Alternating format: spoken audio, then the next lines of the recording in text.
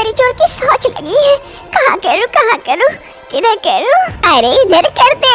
अरे नहीं मेरे कटोरी में कर। अरे नहीं मेरे में। अरे नहीं दीपाली यहाँ कर दो। अरे ये तुम लोग क्या कर रही हो? पागल हो गई हो क्या कि मैं सॉस तुम लोग के कटोरी में करूँ? चलो हटो, भागो यहाँ से, मुझे शौच लगी है, करने दो। दीपाली को बड़ी जोर की शौच लगी थी। वो शौच करने के लिए आगे आगे भागती है और बाकी सभी कोई कटोरी लेकर उसके पीछे पीछे उसकी शौच लेने के लिए भागते हैं। अरे रुक जा, मैं दौड़ नहीं पाऊंगी, मेरे में कर दे। अरे नहीं दीपाली रुक जाओ, मुझे चाहिए तुम्हारा शौच। आखिर ये क्या होता है? दीपाली की शौच लेने के लिए पूरे गांव वाले दीपाली के पीछे क्यों भागते हैं? आखिर ऐसा क्या है? जानने के लिए कुछ समय पहले चलते हैं। मोहनलाल और दीपाली की शादी हो जाती है। मोहनलाल दीपाली को पालकी में बैठा के जंगल के रास्ते अपने घर की ओर लेके जा रहा था।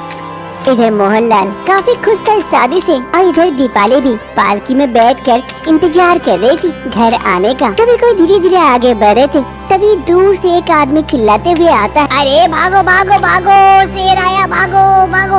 अरे तुम लोग भागो, शेर आया, भागो। ये कहते हुए वो आदमी भाग जाता है। तभी बाकी दोनों आदमी जो पालकी पकड़े हुए थे वो जल्दी से पालकी को वहीं रख देते हैं और शेर के डर से भाग निकलते हैं। लेकिन मोहनलाल हिम्मत दिखाकर वहीं खड़ा रहता है। तभी सामने से शेर की जोरदार आवाज आती है। आवाज सुनते ही मोहनलाल की फट जाती है और दुम दबा के भाग खड़ा होता है बीबी को छोड़। अगे मैया गे शेर भागो। दीपाली वहाँ पर अकेली थी, वो कुछ समझ नहीं पाती है। पालकी से बाहर उतरती है, देखती है तो सामने शेर खड़ा था। वो देखकर काफी डर जाती है। शेर एक जोरदार दहाड़ मारता दीपाली को देखकर।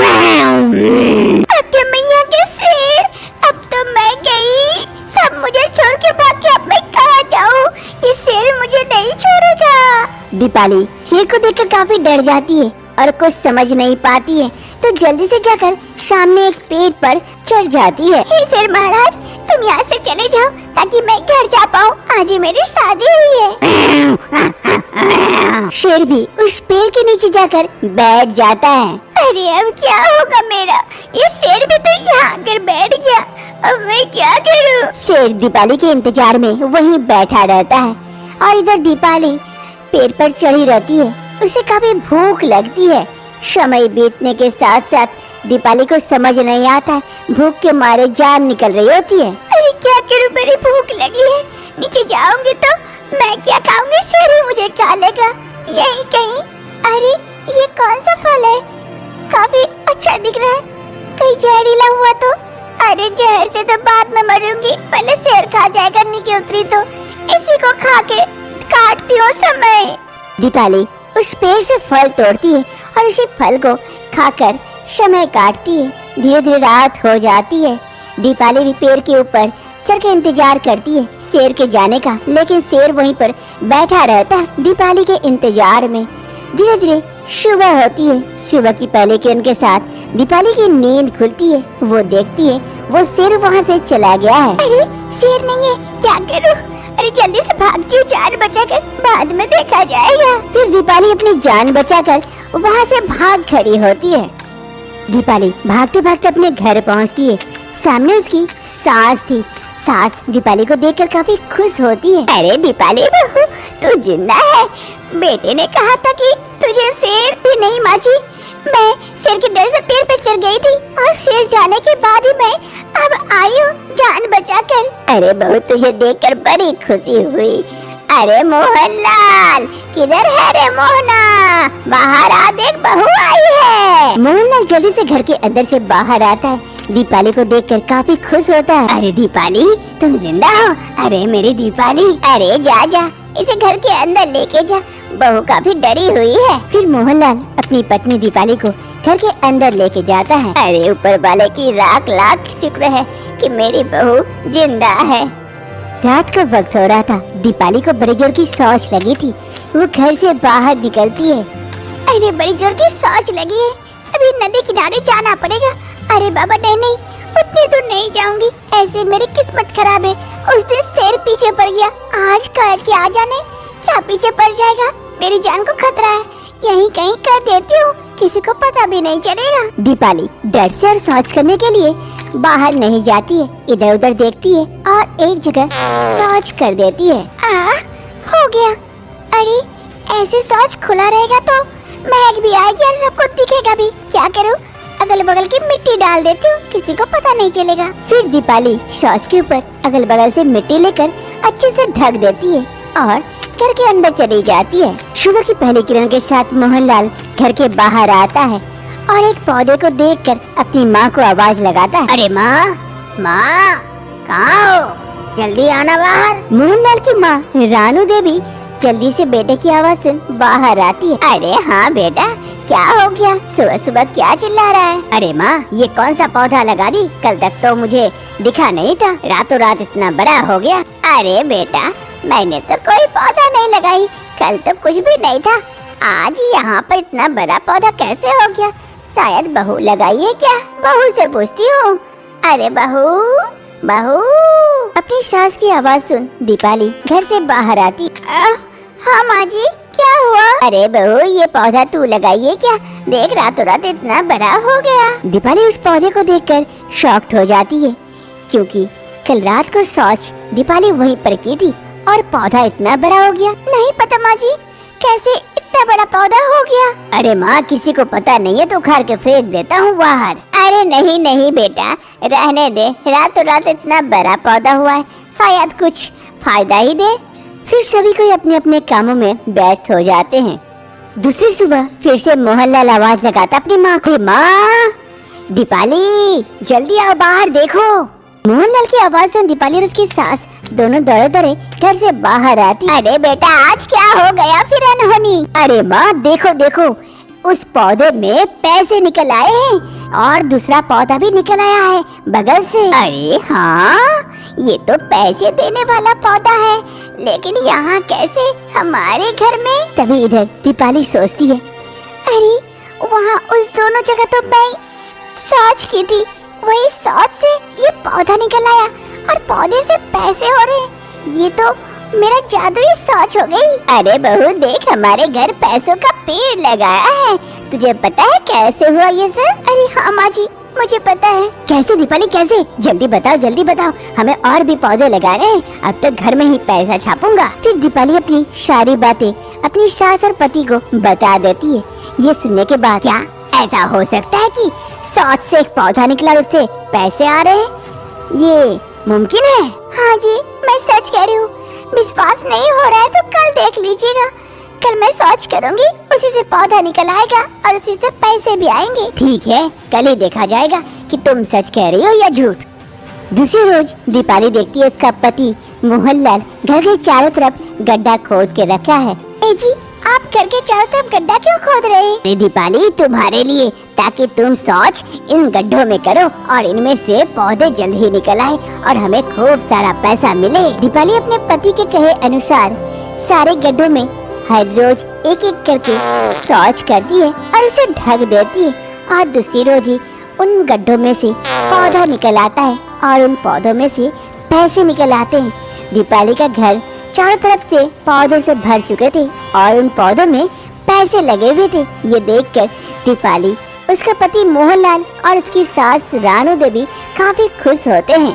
ऐसे वक्त बीतने के साथ साथ दीपाली की ये शौच वाली बातें पूरे गांव में पता चल जाती है और सभी गांव वाले दीपाली के पीछे पड़ जाते हैं। अब दीपाली जहाँ भी जाती है, गांव वाले उसके पीछे पीछे घूमते रहते हैं और जाकर दीपाली जहाँ भी शौच करती है, सभी गांव वाले लड़ झगड़ के वो शौच कटोरी में उठाकर अपने घर लेके जाते हैं और उन शौच में से एक पौधा निकल आता है जिसमें पैसे फलते हैं। ये देखकर गांव वाले काफी खुश होते हैं। अरे काकी, आपका पैसा निकल आया? अरे हाँ हाँ, देख देख कितने कितने पैसे, आज ही तोड़ूंगी। और तेरा वाला पौधा पैसा दे रहा है कि नहीं? अरे नहीं चाची, आज ही लगाई हूँ तो कल देगा पैसा, और जा रही हूँ शौच लाने के लिए, दूसरा भी लगा दूंगी साइड में। हाँ हाँ ठीक है, जा लेके आ। ऐसे ही दिन बीतते हैं। गांव में हर किसी के घर में ये पौधा हो चुका था और पौधे में पैसे आ रहे थे।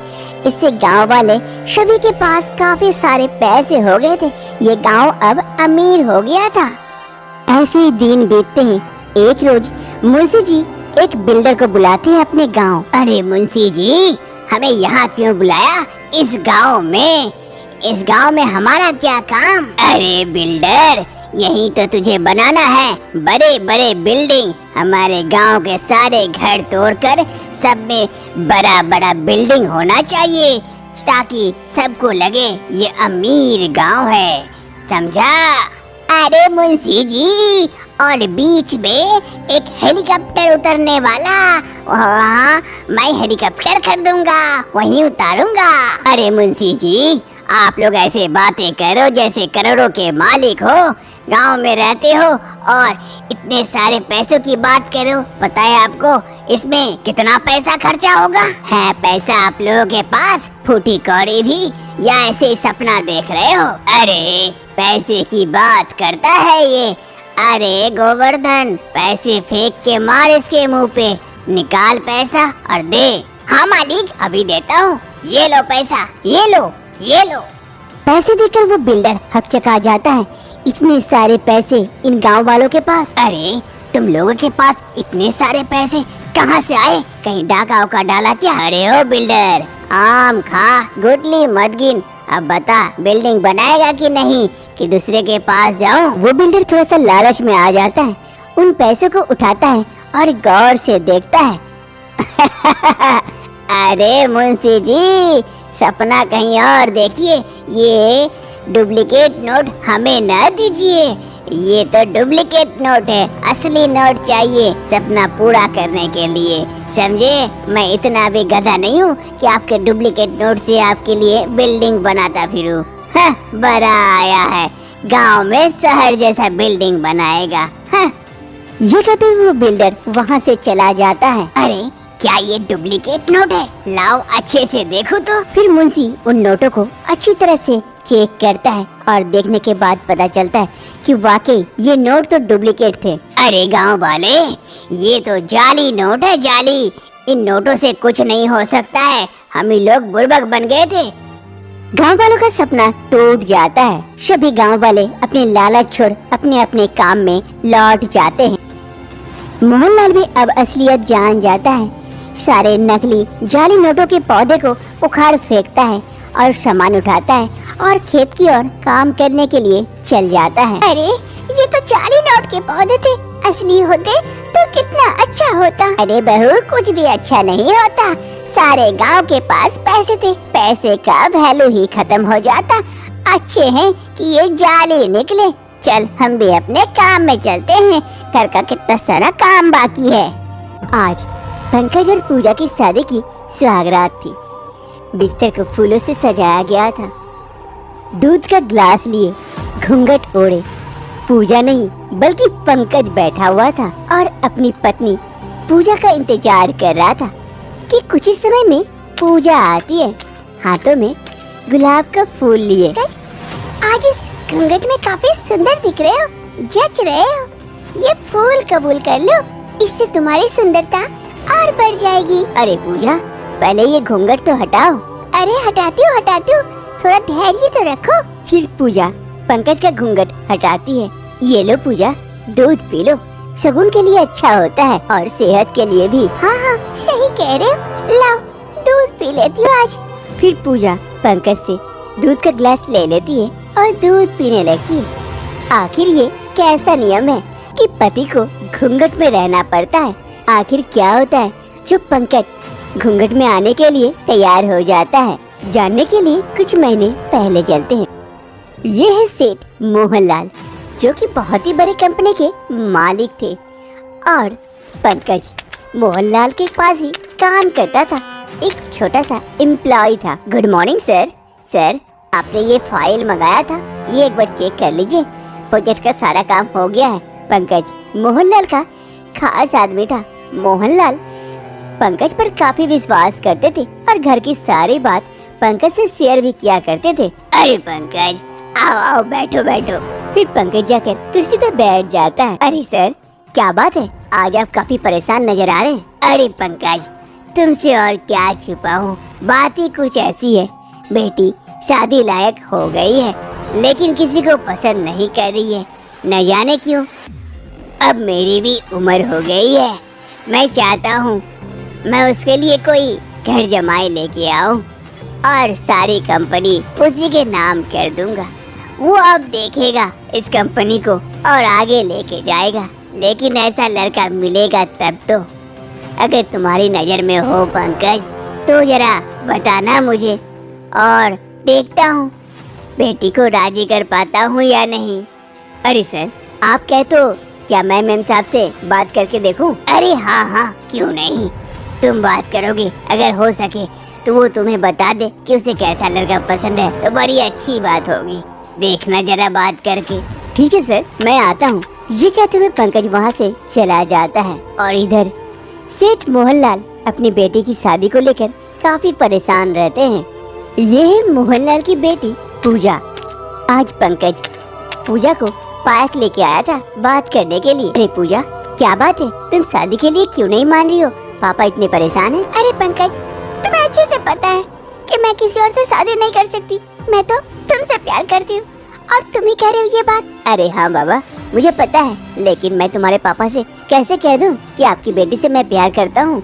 वो मानेंगे? कभी नहीं मानेंगे इस रिश्ते को। अरे मान जाएंगे, लेकिन मैं नहीं चाहती कि तुम घर जमाई बनकर मेरे घर आओ। तुम ऐसा कुछ काम करो ताकि मैं शादी करके तुम्हारे घर जाऊं। तभी इधर पंकज मनी मन सोचता है, अरे अगर मैं शादी करके इसके घर चला जाऊं, सारी संपत्ति मेरी हो जाएगी, पूरे बड़े कंपनी का मालिक बन जाऊंगा। और ये पगली मानने को तैयार नहीं है, कैसे मनाऊं? अरे पूजा, अब किस्मत की बात है, जिसके किस्मत में जो लिखा होता है वही होता है, क्या कर सकते हैं। अरे नहीं पंकज, तुम समझ नहीं रहे हो, हमारे घर का अजीबोगरीब नियम है जो तुम कभी मान नहीं सकते। क्या? ये कौन सा नियम है? मैं तुम्हारे प्यार की खातिर सारे नियम को मान सकता हूँ। क्या सच में तुम मुझसे प्यार करते हो और मेरे सारे नियमों को मान लोगे? अरे हाँ पूजा, हाँ, मैं तुमसे प्यार जो करता हूँ, आज ही तुम्हारे पापा से मैं बात करता हूँ। पूजा और पंकज दोनों काफी खुश हो जाते हैं। एक रोज सेठ मोहनलाल अपने हॉल में बैठे हुए थे, तभी पंकज आता है। Good morning sir. अरे पंकज, तुम यहाँ अचानक सुबह सुबह, कंपनी में कोई दिक्कत तो नहीं हो गई ऑफिस में? अरे नहीं सर, ऐसी कोई दिक्कत नहीं हुई है, बस थोड़ी सी बात करने आया था आपसे, वो आपकी बेटी पूजा के बारे में, उसकी शादी के बारे में। अरे पंकज, खड़े क्यों हो? बैठो बैठो, बहुत अच्छी खबर है, बैठो बैठो। हाँ बताओ, अब कोई अच्छी खबर है क्या? कोई लड़का मिला वैसा? हाँ सर, मिला तो है, लेकिन आपको पसंद आएगा या नहीं वो नहीं बता सकते हैं। अरे पंकज, तुम्हारी पसंद मतलब मेरी पसंद। अब बताओ कौन सा लड़का है, क्या काम करता है, कहाँ रहता है, देखने में कैसा है? पूजा को पसंद तो आएगा ना? सर, लड़का आपके सामने ही बैठा है। लड़का मेरे सामने बैठा है मतलब कि तुम हो क्या? हाँ सर, मैं ही हूँ। मैं आपकी बेटी पूजा से शादी करने को तैयार हूँ और पूजा को भी ये रिश्ते में कोई दिक्कत नहीं है। हम दोनों एक दूसरे से प्यार करते थे, लेकिन आपको कहने से डरते थे। क्या ये सच है? तो बहुत बड़ी खुशखबरी है। मैं अभी पूजा से भी बात कर लेता हूँ। अरे पूजा बेटा जरा यहाँ आना। अपने पापा मोहनलाल की आवाज सुन पूजा वहाँ पर जल्दी से आ जाती है। हाँ पापा, कहिए। अरे पूजा बेटा, पंकज जो कह रहा है क्या ये सच है? तुम दोनों एक दूसरे से प्यार करते हो और शादी करना चाहते हो? हाँ पापा, मैं पंकज से प्यार करती हूँ और इससे शादी करना चाहती हूँ। चलो अच्छी बात है, पंकज भी अच्छा लड़का है, अच्छी पसंद है। चलो बेटा, अब तुम थोड़ा सा अंदर जाओ, मैं पंकज से थोड़ा सा बात कर लूँ। फिर पूजा वहाँ से चली जाती है। तभी सेठ मोहनलाल कहता है, अरे पंकज देखो, अब तुम मेरी बेटी से शादी करोगे, मेरे जमाई बन जाओगे, फिर ये सारी कंपनी तुम्हारी होगी। लेकिन हमारे भी कुछ नियम कानून है घर जमाई बनने के, तो तुम्हें वो नियम मानना होगा, तभी तुम पूजा से शादी कर सकते हो। ठीक है सर, मैं पूजा से प्यार करता हूँ और पूजा के खातिर सारे नियम कानून मानने को तैयार हूँ। फिर मोहनलाल पंकज से सारी बातें कह देता है, जो भी उसके नियम कानून थे घर जमाई बनने के। ये सुनने के बाद पंकज का मुंह सूख जाता है। मोहनलाल तो वहाँ से उठ के चला जाता है, लेकिन पंकज सोचते रहता है, अरे ये कैसा नियम है? ये सब भी नियम होता है क्या? कुछ दिनों के बाद पंकज और पूजा की शादी करा दी जाती है। पंकज सारे नियम मान लेता है और उनकी शादी हो जाती है। अरे पंडित जी, अच्छे से मंत्र पढ़े ना, ये जोड़ी 7 जन्मों तक बना रहे और मेरी बेटी हमेशा खुश रहे। अरे जजमान चिंता ना करे, मैंने ऐसे मंत्र मारा है कि 7 जन्मों तक ये रिश्ता नहीं टूटेगा और आपकी बेटी खुशी खुशी रहेगी। चलिए अच्छा, अब मैं निश्चिंत हूँ। वर्तमान समय शादी की दूसरी सुबह सेठ मोहनलाल और उसकी बेटी पूजा दोनों हॉल में बैठे हुए थे और यहाँ चाय लेकर पंकज पहुँचता है घूंघट में। चाय आ गया, लीजिए पापा चाय पीजिए। पूजा चाय लो। अरे पंकज बेटा, वाह वाह, ऐसे ही घूंघट में रहना, घूंघट मत खोलना कभी भी, इस घर का यही पहला नियम है। एक काम करो, चाय यहाँ रख दो और जाओ हम लोगों के लिए कुछ बढ़िया सा नाश्ता बना के लेके आओ। पंकज चाय टेबल पर रख देता है और जाता है नाश्ता बनाने के लिए। और इधर सेठ मोहनलाल और उसकी बेटी पूजा दोनों चाय का मजा लेते हैं। पंकज किचन में आकर नाश्ता बना रहा होता है और सोचता है, अरे मैंने सोचा था घर जमाई बन के ऐश करूँगा, राज करूँगा, सारी कंपनी का मालिक भी बन जाऊँगा, लेकिन ये क्या, मुझे नियमों तले दबा दिया गया। मैं तो खुद घूंघट में आ गया, कैसे निकलूं इस घूंघट से बाहर। पंकज ये सब सोच रहा होता है और नाश्ता बना रहा था, तभी उसकी बीवी पूजा वहाँ पहुँच जाती है। अरे पंकज, अभी तक तुम्हारा नाश्ता नहीं बनाया हुआ है, कितने लेट लगाओगे? हमें भूख लगी है, पापा भी कब से इंतजार कर रहे, जल्दी बना के लेके चलो। हाँ हो ही गया, लेके जा ही रहा था, चलो चलो मैं आता हूँ। फिर पंकज नाश्ता उठाता है और लेके जाता है सर्व करने के लिए। क्या आप लोग भी घर जमाई बनना चाहते हैं और ऐश करना चाहते हैं? कमेंट में जरूर बताएं, कहीं आपकी हालत भी ऐसी ना हो जाए, घूंघट में फंसी जैसी।